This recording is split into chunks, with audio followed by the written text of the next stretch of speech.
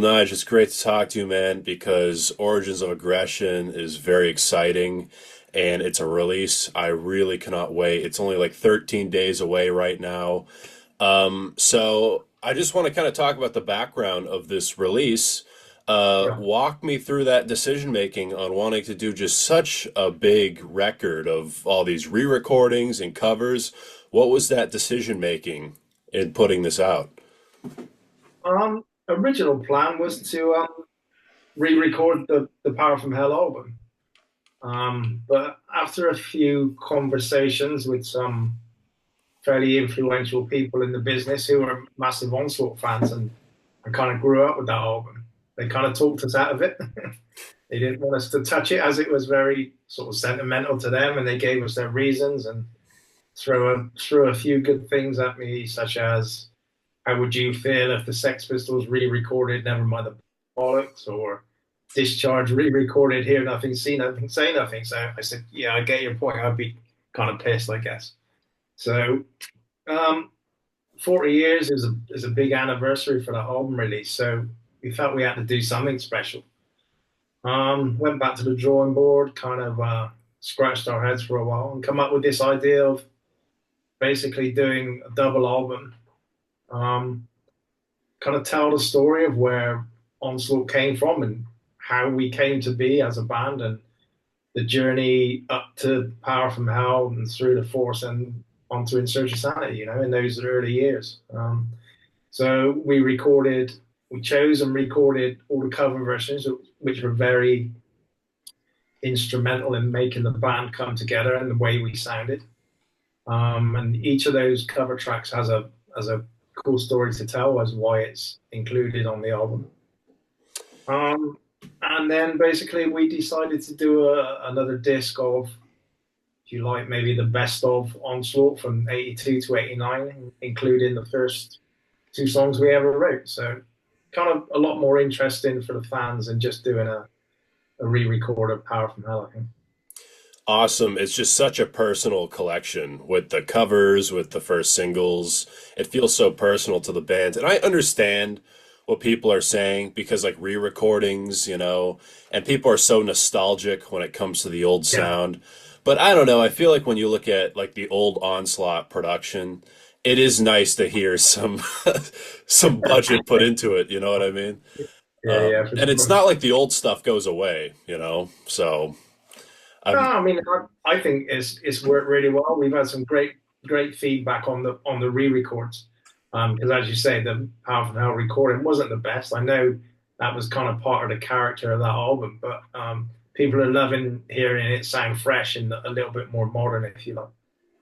For sure. And you're working with a new label for this release. How has it been working with them? Incredible, absolutely amazing. I can't fault them in any way at the moment. The press office in particular is absolutely superb. But very hands-on. I mean, I know Neil's the managing director. Basically, he was at AFM where we were before for 14 years. So known Niels all that time. We've become good friends. And when he moved to Rain in Phoenix and started that label up with Jochen, who's also a massive Onslaught fan, who was at AFM as well. It's kind of a no-brainer for us because we want to work with guys who we know love the band and who we get on well with and can trust. So they've been absolutely amazing so far. Cool. Do you see the band working with them long term? I'd like to think so. Is if the label's going to become successful, which I know is their obviously ultimate goal, we want to do the journey with them. I mean, we signed a long-term contract, and as long as those guys are on board, I see no reason why we couldn't necessarily see out our career there. Now, we were talking about re-recording the old tracks for this release, and we were talking about, it can be a little controversial. Fans are very sensitive. So what was your recording process when it came to like approaching old material? How did you treat that in the studio? Um, I mean, no different to anything else, really. I mean, we play most of those songs live still. So we've kind of grown into them in 2025. So we just play them our way. They're not radically different from the originals, you know. Maybe a few little bits stripped out or a few little bits added just to embellish certain sections. But just kind of standard um, way of Onslaught recording, you know. One thing we did decide to do this time, we had a very kind offer from a label in Brazil to do some work there on this album. Tele Studios in Rio de Janeiro. We worked with them before several years back, and they offered us some time at the studio, which we jumped at, you know, just to try and give it a different vibe because we do most of our recording in Europe, so wanted to try and capture some of that South American feeling within the album, and they did a fantastic job. So Awesome. Now, we of course have the whole cover section of this LP, or multiple LPs here. Now, it's a whole list of covers from Discharge, Motorhead, Sex Pistols, Killing Joke, Judas Priest. Out of all the covers you did, what handful did you feel felt most personal to you and was most important to you when it came to your early days in Onslaught? I think they're all very personal into shaping myself as a musician and Onslaught as a band, you know. But I think the probably the most personal track of all it I would have to pick out as a game changer would be Holidays in the Sun, Sex Pistols, because that was the first punk album I bought. I remember I was kind of 11, 12 years old when it came out, and rushed to the record store because there was so much hype around this band, and nobody really knew what they were all about.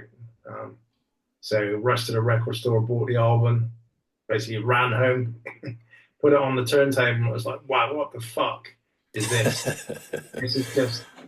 And I was listening to bands like The Sweet, David Bowie, T Rex, still guitar-based music, but nothing, nothing that was going to be expected off the Pistols album, you know.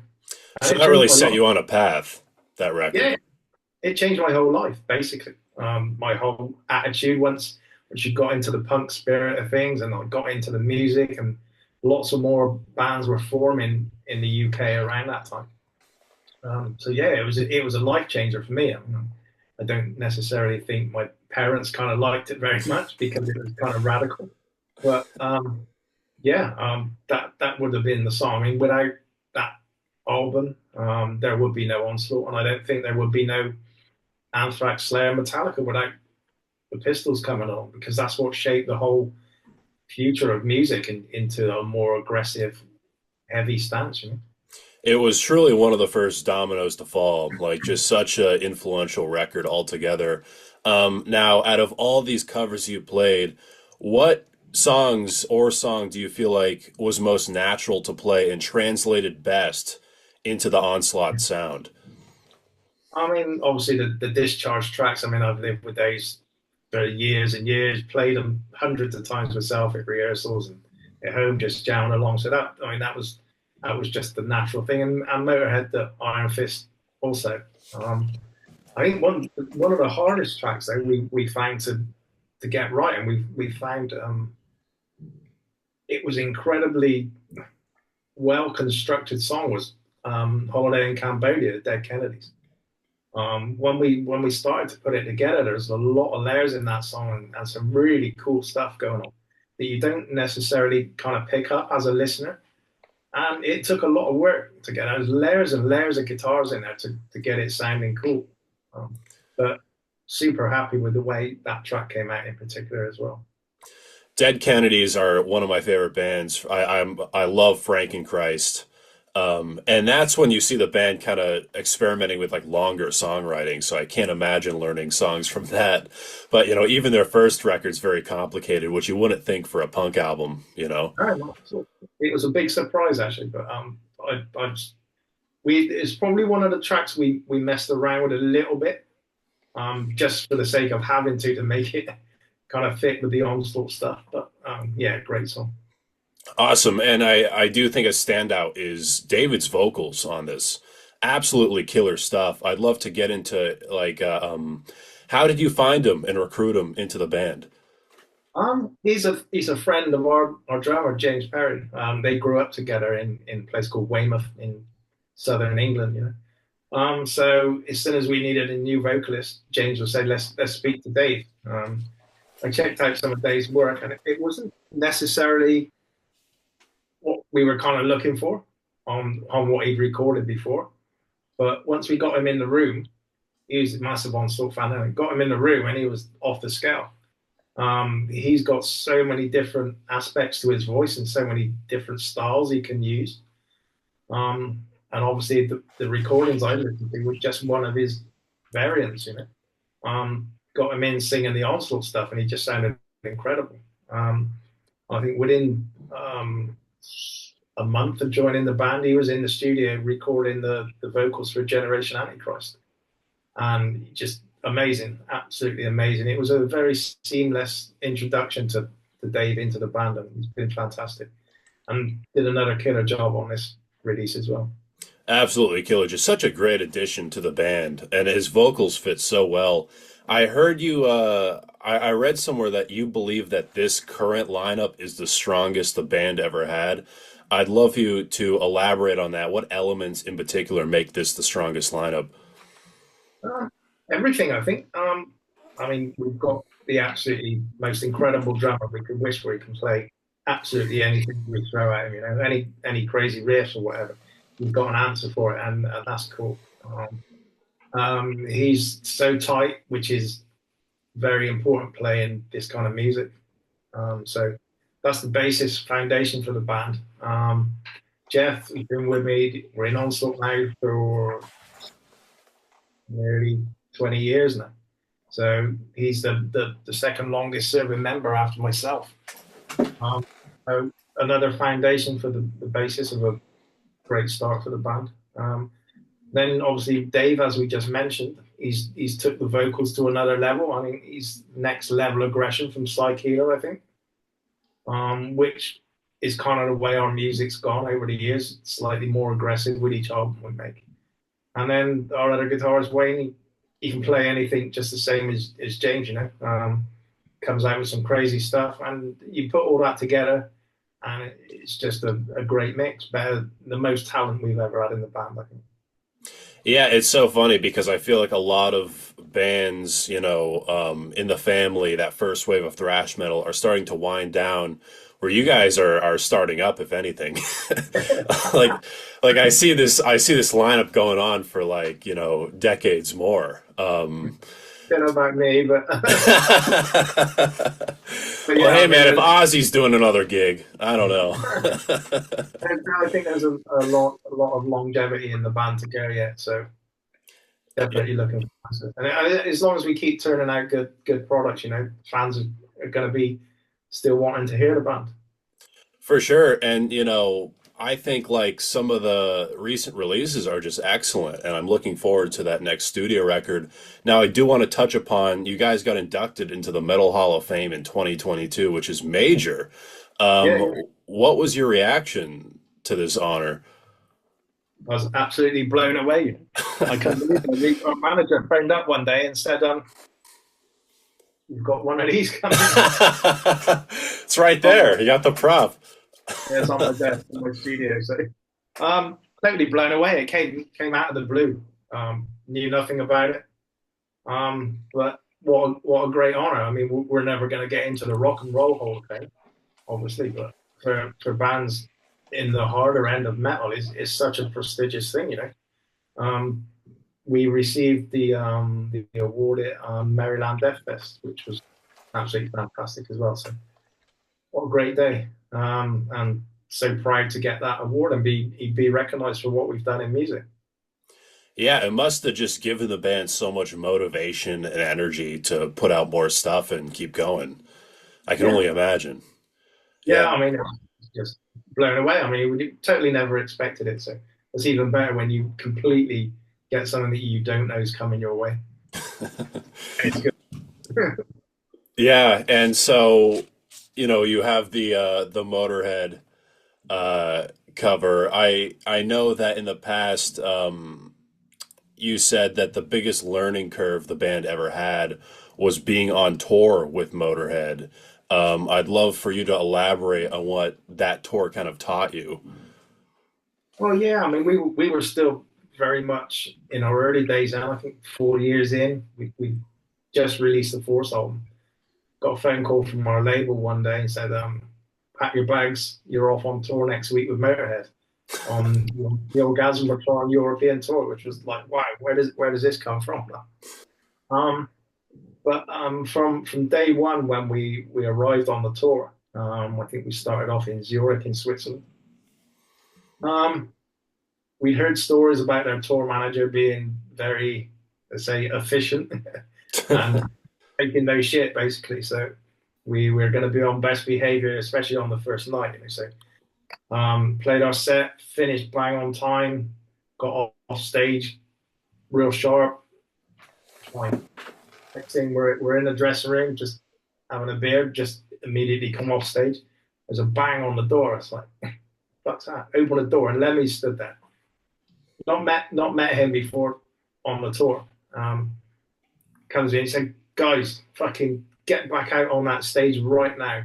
The crowd want more, and you're going to give it to us." Off we went back on stage, and that was the start of a great friendship. They treated us like that all the way through the tour. We had full use of PA, full use of lights. All the crew would help us out, and even after a few shows, I mean, Filthy was introducing us every night, which was, and we were drinking with him after show, having breakfast with him, dinner, whatever, and we got on so well together just after a few days. But what they taught is about respect for other people and other bands on tours, and just how you treat people. And obviously we'd never done anything that level before. We used to play in like maybe 300 to 500 capacity venues, and now you're up to 5 to 8,000 a night. So it was a big jump, and there was a lot of learning of how to do things. Particularly, I mean, it was great. I mean, we gained so much knowledge in that 1 month you wouldn't believe, and I really believe it elevated Onslaught a couple of steps up the ladder. It seemed like it was almost like metal boot camp. Oh, yeah, it was. It was. I mean, you go on tour with the most rock and roll band in the world. there was everything on that tour you could imagine and more. So this was the 80s, and everything was excess. It was there, whatever you wanted, for free. So. Did you keep a relationship with Lemmy after, or was it kind of hard because with all the touring and he was living in LA, I Yeah, believe? yeah. We bumped into him a couple of times, but kept more of a relationship with Phil Campbell because he lives in Cardiff, which is only like 45 minutes drive from here. Right. So I think Phil played on. We did a cover of Bomber back in 2010, maybe. I think it was. Phil come and guested guitar on that, and I think we got him a couple of cans of cider, and that was that was his fee for that. But yeah, I mean, we're still in touch with him now. I think we're playing a festival with him a few weeks' time, which would be nice. So we catch up again then. Great. Yeah, well, just such an awesome story there. Now, it's been 40 years since Power from Hell, legendary debut from the album. I know this is kind of a blip looking back at the history of the band, but what can you tell me about the writing and recording process of this record? I know the budget wasn't fully there, I guess, right? Yeah, yeah. No, very much. I mean, how it started, we used to play a lot of punk shows in Bristol, our hometown. We were building up a following because we were playing regularly. We were supporting all the bigger bands that came to town. And there was this one guy who was deciding to start up a record label in Bristol. He was getting some government funding to help start off the label. And I think we became the first album release on his label. So as soon as that came back, he said, "Look, I'll sign you guys to make a record. Got very little budget, but we can make a record." So I immediately packed my job in to finish off writing the album, which was a kind of strange move to do and very kind of brave thing to do. But I was so fired up to get this album right. I just wanted to throw everything at it, which I did. We got the album went off. I think we recorded and mixed in 4 days. I guess it sounds a little like that. Yeah. Yeah, the whole experience was incredible. I mean, it was totally new to us. We've done a lot of demos, but to go and make a full blown album and know it's going to get released was amazing. But the interest it received within the first few weeks, and when we picked up a big release in South America with a big Brazilian label, the Americans took it on. Pushead released it on his label in America, so it was gone global straight away. It was unbelievable. A lot of, thrash bands from the UK wish they had that, from the start. There was so many screw overs from British New Wave, other, neighboring thrash UK bands, but it's great, how fast of a start you guys had in Yeah, the I mean, beginning of we're things. very lucky, very lucky. But we put a lot of work in. We worked hard for it. Obviously, catch a few breaks. You need to be lucky to get on. And we just were in the right place at the right time, I think. And that particular album really caught the interest and imagination of a lot of people. So yeah, Do you remember if the budget was under or over 10 grand? it was probably under 2 grand. I was a little too optimistic, I guess. It was around there somewhere. Jesus Very, Christ. very small budget, but yeah, Yeah, we I did like guess it kind of sounds it. it. But I feel like it does, like we were kind of talking about it. It is nice that you're putting a fresh coat of paint on that material. But yeah, I feel like the kind of punkiness, old school thrash, it does kind of work with Yeah, with the low budget production, but to have both is will be really nice for sure. yeah, I know that's the cool thing about it. I mean, we've got a lot of new younger fans as well, so who aren't kind of used to that dirty, dark production. They're a bit more used to things being quite sharp and a little more audible, if you like. So everybody's buying into it. They're really, really liking what we've done with the old tracks.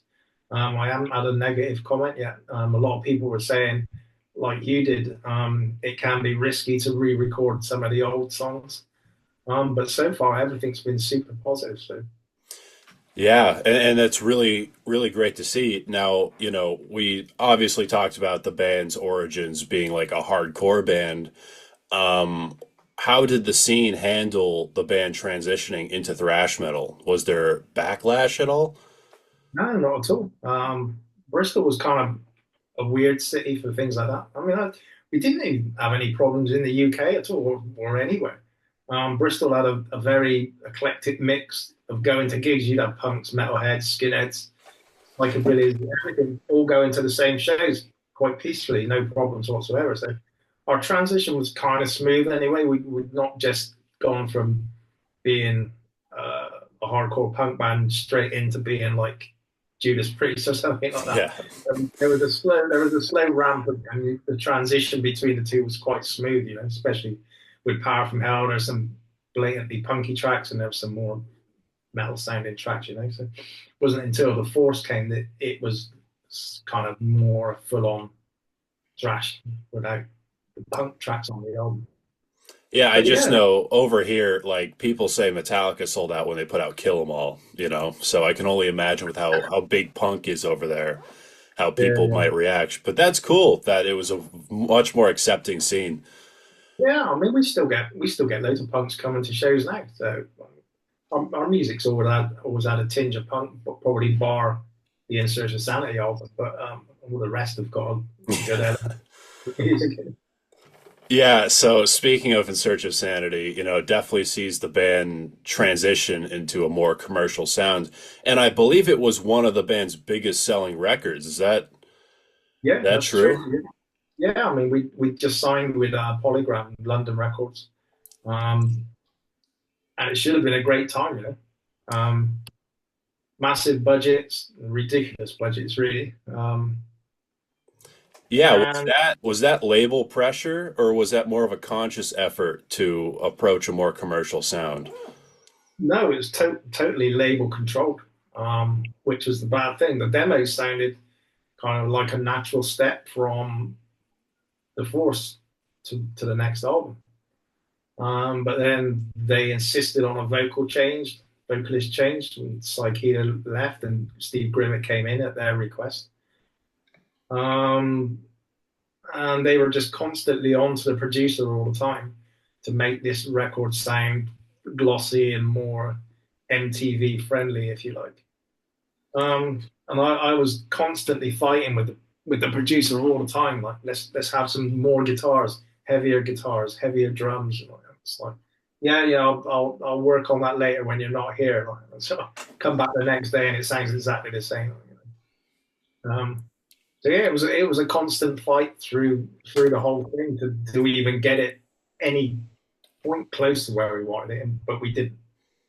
Um, and I kind of I love the songs, but I don't like the album. If you know what I mean. It's just Onslaught light for me. Diet Onslaught. Yeah. Well, I'm glad you got to kind of retouch some of those tracks. Yeah, Did you thought about maybe re-recording like just the whole thing back to back? Because that's something which totally I can see justified a yeah. hundred I mean, we percent. that's definitely going to happen. Obviously, time we need. Again, we were on kind of a budget with doing the Origins album. We didn't want to spend a big chunk of recording money for what it is. We wanted to do it a kind of earthy way, so it was raw and angry. But In Search of Sanity is going to need a little bit more time, but we're 100% going to do it. Rain and Phoenix are behind the idea of redoing the whole album. So maybe it's something we do when we record the next studio album, whether it would be a standalone release or a bonus album with the new album. I'm not sure what their plans will be on that, but the plan is to re-record it 100% and make it more Onslaught, more how it should have been back in the day, as we've done with Shell Shock and In Search of Sanity on the Origins album. That would be really awesome to hear like the true version of that Yeah. record for sure. And that's something where like I feel like a re-recording is very, very justified and needed at that point. I want to jump way ahead here because Generation Antichrist is like one of my favorite releases from the band, and it was extremely successful, especially on streaming. It's like one of the top Yeah. albums from you guys. And I read that it was only recorded in like 2 weeks. Is that true?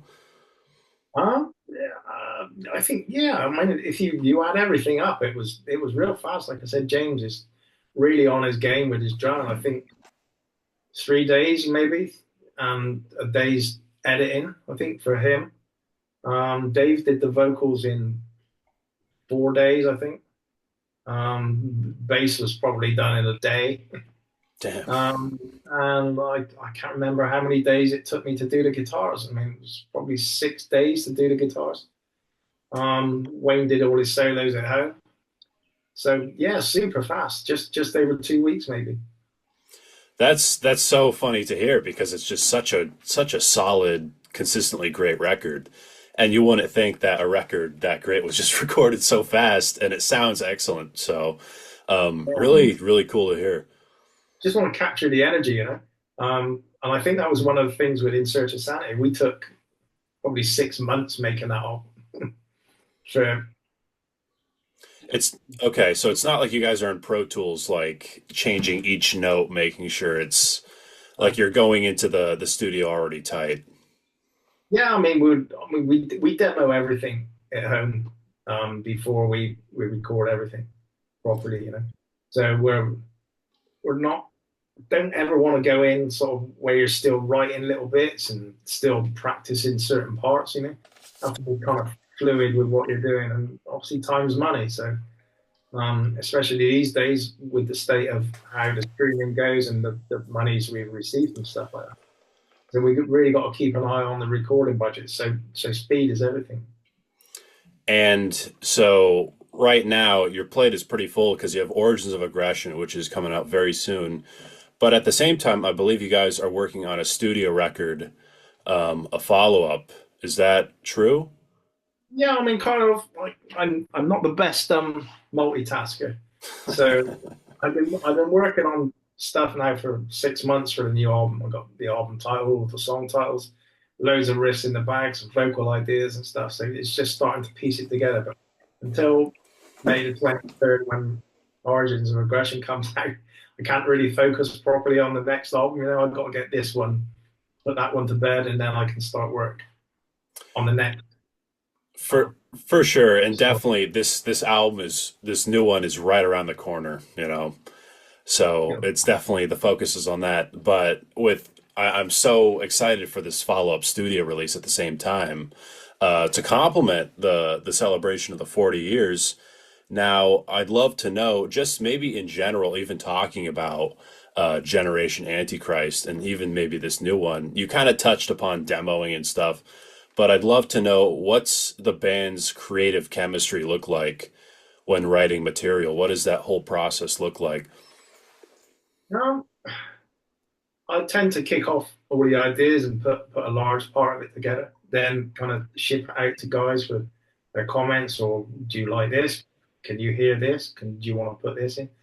Wayne will throw a load of ideas into the hat or send over complete sections of songs which we can then either use as a whole or dissect and piece things together. Everybody's involved, but not necessarily everybody's involved in the writing as such. Me and Wayne were the main contributors on the last album, but everybody has their input, if you know what I mean. They may not be the best songwriters, but they know what's right for the band and they know what sounds great. So if something doesn't sound good, I'll soon find out about it very quickly. At least you're keeping everyone in check, and I think that's a good balance. You know, with letting people give their ideas. Ideas can be shot down or built upon, so nothing wrong with that. You know. Yeah, I mean it's a blank piece of paper, really. I mean I'll program all the drums up just really basically. So James has got a free reign when he does his stuff, Then he comes back with all these insane fills and stuff, and it just brings it to life. So yeah, it's a good teamwork on it. I think Great. overall. That's really awesome to hear as a fan. Now we're looking back at 40 years of releases here, and do you have like a favorite Onslaught record or like era of the band, or are they all kind of like your children, and you can't really decide? Yeah, I think I'm gonna go Generation Antichrist is my favorite album without a doubt. I think really. I mean, the Force was special, and I guess probably around that time I had the same kind of vibe. And as I said, we're still playing the majority of those tracks live, and they still sound great next to songs from Generation Antichrist and Six.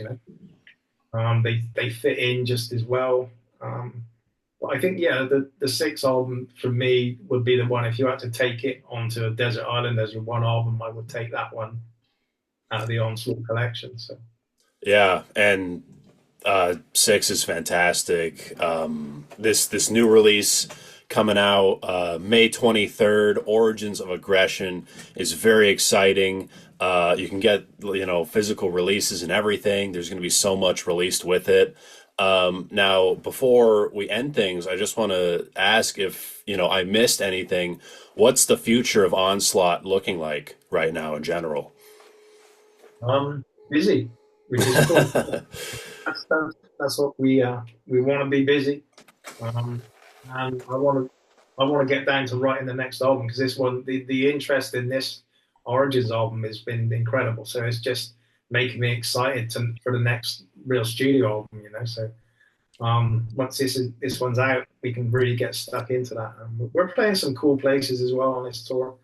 We're going to Australia for the first time later in the year, and I think we're going to be visiting maybe India, Dubai, and Cool. China and Japan again on that tour as well. So a lot of exciting things coming up this year. A lot of traveling for sure, it sounds. Yeah. Well, Origins of Aggression, I wish more bands did stuff like this, and it's just absolutely incredible. Now, for fans wanting to stay updated with everything Onslaught, what's the best thing they can do? Social media, website? Yeah, I mean, Facebook is probably the main thing, is facebook.com/onslaught UK. Um, we have a website, www.powerfromhell.com. So yeah, I mean, Instagram, same, Onslaught Official.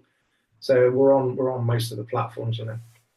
Awesome. Well, Nige Rockett, thank you so much for joining me, man. Really appreciate it. Thanks, Brandon. It's been great talking to you, man. Of course, you as well. I'm Brandon Battick, and this is Disturbing the Priest.